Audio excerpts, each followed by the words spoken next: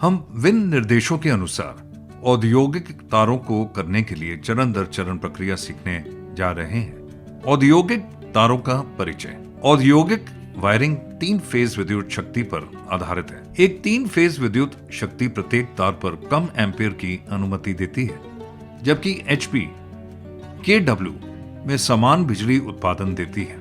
यह सिस्टम में बिजली के नुकसान को कम करने और पैसे बचाने में मदद करता है। 3 फेज बिजली में तार छोटे होते हैं और मोटर सिंगल फेज मोटर से छोटी होती है। कोई फर्क नहीं पड़ता कि किस प्रकार की 3 फेज विद्युत शक्ति चुनी गई है।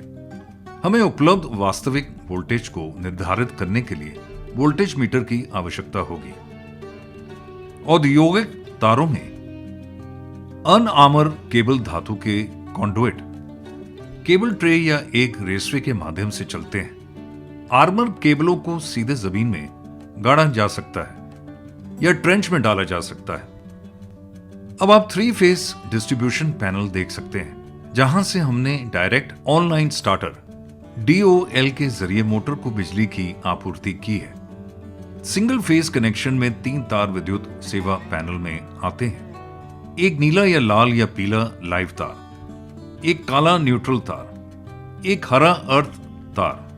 230 वोल्ट का वोल्टेज अंतर इन दोनों तारों को अलग करता है। 3 फेज के कनेक्शन में 4 या 5 तार इलेक्ट्रिकल सर्विस पैनल में आते हैं, जैसा कि आप इलेक्ट्रिशियन को उपलब्ध इंस्टॉलेशन के साथ देख रहे हैं। 3 लाइव तार, लाल, पीला, नीला, एक काला न्यूट्रल तार, हरे रंग का अर्थ तार या उपयुक्त आकार का GI तार या GI अर्थ स्ट्रिप।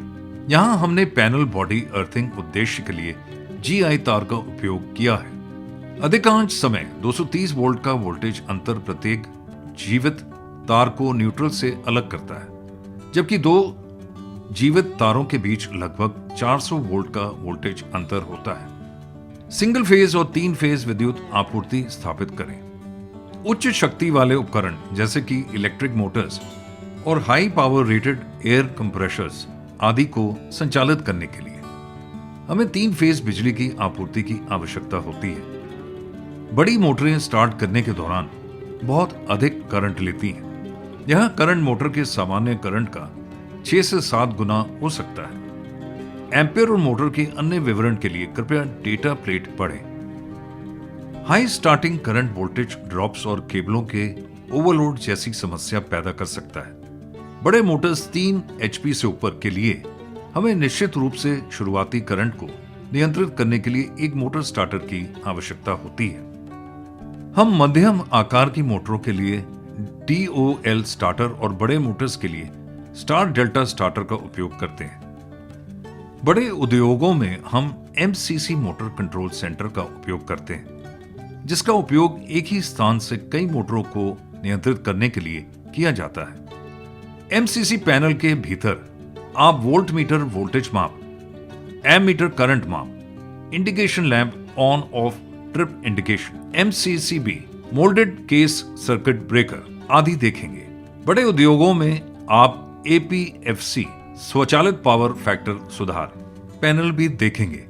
इनमें कैपेसिटर बैंक होते हैं जो पावर फैक्टर को बेहतर बनाने और सिस्टम करंट को कम करने में मदद करते हैं। घरों में हम ज्यादातर सिंगल फेज बिजली आपूर्ति का उपयोग लाइटिंग लोड, पंखे, वॉशिंग मशीन आदि को संचालित करने के लिए करते हैं, लेकिन कुछ मामलों में जैसे बहुमंजिला और बड़ी इमारतें सिस्टम को संचालित करने और बनाए रखने के लिए 3 फेज बिजली की आपूर्ति की आवश्यकता होती है। यहां आप मोटर स्टार्टर पैनल देख रहे हैं जो सीधे ऑनलाइन स्टार्टर का उपयोग करता है। आने वाली 3 फेज आपूर्ति 4 pole moulded case circuit breaker MCCB incomer terminal पर जुड़ी हुई है। MCC में ऑन ऑफ ऑपरेशन के लिए रोटरी हैंडल है। जैसा कि आप देख रहे हैं कि दरवाजे पर रोटरी हैंडल नॉब फिक्स है। इसके अलावा हमने 3 पोल MCB और 2 पोल MCB कॉन्टैक्टर और टाइमर का उपयोग किया है। अब हम देखेंगे कि MCCB इनपुट टर्मिनल पर केबल कैसे कनेक्ट करें और पैनल बॉडी टर्मिनल पर अर्थिंग कैसे करें। आप देख रहे हैं कि हम केबल में लग को पहले ही जोड़ चुके हैं। अब डिजिटल मल्टीमीटर के माध्यम से कनेक्शन से पहले हम यह सुनिश्चित करेंगे कि कनेक्शन टर्मिनल में कोई बिजली की आपूर्ति ना हो। हमारे टेक्नीशियन जांच करते हैं और 0 वोल्टेज पाते हैं, जो दिखा रहा है कि कोई आपूर्ति वोल्टेज नहीं है। अब हम केबल को MCCB इनपुट टर्मिनल से जोड़ सकते हैं। उचित नट और बोल्ट और टॉर्क रिंच के माध्यम से टर्मिनल पर उचित जकड़न सुनिश्चित करें। अब MCCB इनपुट टर्मिनल पर केबल टर्मिनेशन का काम पूरा हो गया है। अब हम पैनल बॉडी पर GI अर्थिंग वायर को जोड़ेंगे। टेक्नीशियन ने पहले ही लग को GI तार से जोड़ दिया था। अब स्पैनर के माध्यम से पैनल बॉडी अर्थिंग पॉइंट पर उचित जकड़न सुनिश्चित करें। अब पैनल बॉडी अर्थिंग के साथ साथ इनपुट पावर सप्लाई पैनल से जुड़े हुए हैं। अब पैनल चार्ज करने के लिए तैयार है। हमारे केबल का आकार 3.5 कोर 25 वर्ग मिलीमीटर है, जिसके लिए हम 28 मिलीमीटर साइज की ग्लैंड का इस्तेमाल कर रहे हैं। पैनल बेस प्लेट पर ग्लैंड को फिक्स करने के लिए हमने हॉल सा कटर के माध्यम से 28 मिलीमीटर आकार का छेद बनाया है। हम कुछ अतिरिक्त मार्जिन के साथ केबल को बेस प्लेट से टर्मिनेशन पॉइंट तक माप रहे हैं। अब हम केबल के भारी और भीतरी इंसुलेशन, मयान और कवच को हटा रहे हैं। अब हम ग्लैंड को ठीक करेंगे। पहले हम कंप्रेशन नट लगा रहे हैं। अब हमने ग्लैंड बॉडी डाली। अब क्लैंपिंग रिंग डाल रहे हैं। अब आर्मर क्लैंपिंग कोन डाल रहे हैं। आर्मर कोन वाला हिस्सा केबल आर्मर पर होगा, इसलिए आर्मर कोन के आकार के अनुसार हम आर्मर की लंबाई को माप रहे हैं और उसी के अनुसार आर्मर पर क्लैंपिंग कोन को फिक्स करने के लिए आर्मर के भारी शीट को हटा रहे हैं। अब हमने केबल आर्मर पर एक ग्लैंड आर्मर क्लैंपिंग कोन रखा है। अब हम निप्पल एंट्री पार्ट डाल रहे हैं। अब हम प्रत्येक भाग को जोड़ रहे हैं और मंकी प्लायर की मदद से उचित जकड़न सुनिश्चित कर रहे हैं। अब अंत में हम एक मंकी प्लायर के उपयोग के साथ कंप्रेशन नट को कस रहे हैं। अब हम ग्लैंड के लिए बने बेस प्लेट होल के जरिए पैनल में केबल डाल रहे हैं। अब हम ग्लैंड का फाइनल चेक नट डाल रहे हैं, जो पैनल ग्लैंड प्लेट से ठीक से टाइट हो जाएगा।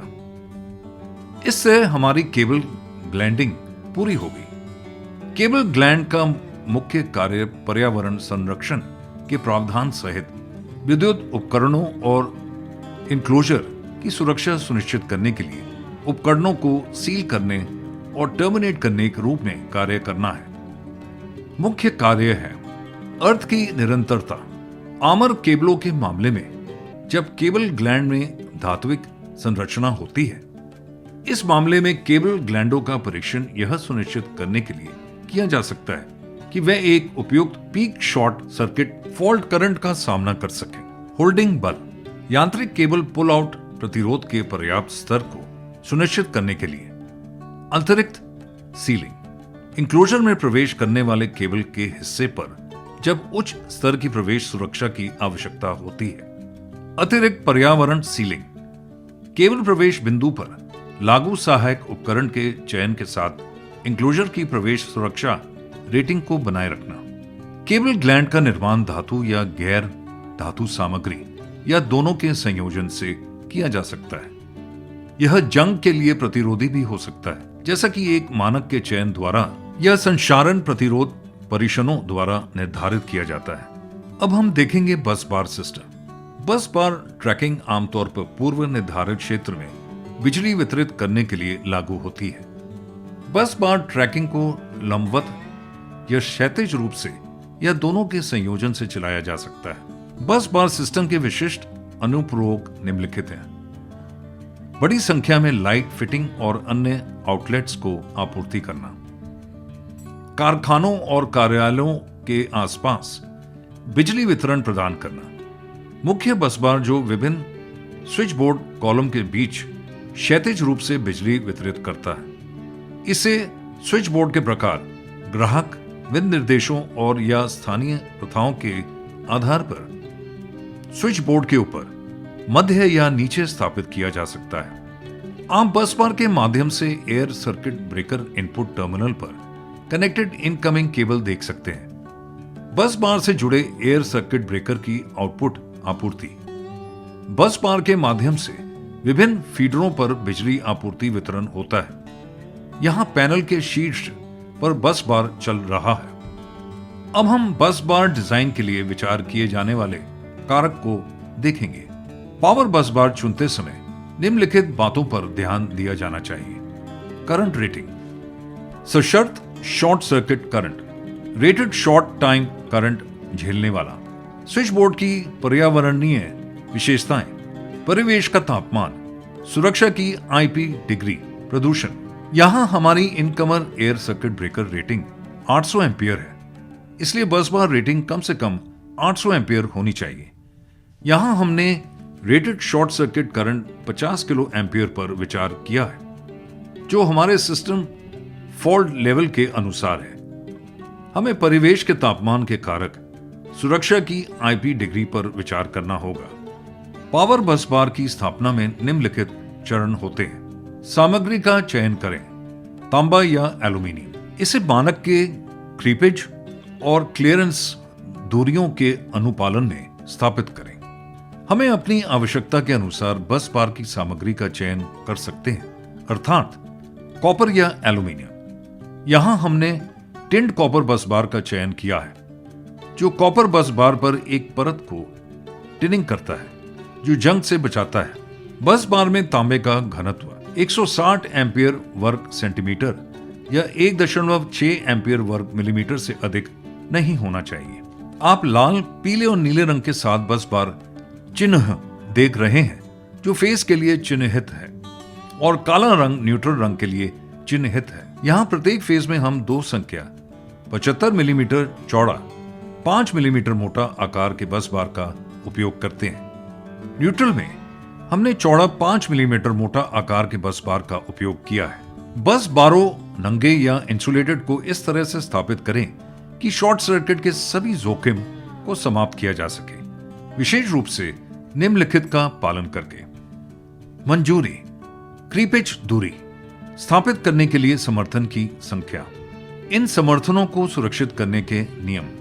परिभाषित मानकों के अनुसार स्विच बोर्ड के अंदर लागू मंजूरी होना आवश्यक है। ये आवश्यकताएं IEC 60664 मानक के सिद्धांतों पर आधारित है और स्विच बोर्ड के अंदर निकासी के समन्वय को सक्षम करती है। हवा में सबसे छोटी दूरी निकासी है। दो जीवित कंडक्टरों के बीच, एक जीवित कंडक्टर और जमीन के बीच। यहां बस बार के बीच फेस से फेस की दूरी 25 मिलीमीटर है। फेस से न्यूट्रल तक 19 मिलीमीटर है। यहां क्रीपेज दूरी हमने 25 मिलीमीटर बनाए रखी है। पैनल के साथ बस बार को इंसुलेटर समर्थन के साथ ठीक से तय किया जाना चाहिए, जैसा कि आप देख रहे हैं। मानक एक सर्किट के लिए निर्माता द्वारा घोषित रेटेड आवेग झेलने वाले वोल्टेज का पालन करने के लिए न्यूनतम मंजूरी देने वाली तालिका प्रदान करता है। रेटेड आवेग वोल्टेज का सामना किलोवाट, लेस देन 2.5, 4, 6.5, 8, 12। न्यूनतम निकासी एम्पियर मिलीमीटर 1.5, 3, 5.5, 8, 14।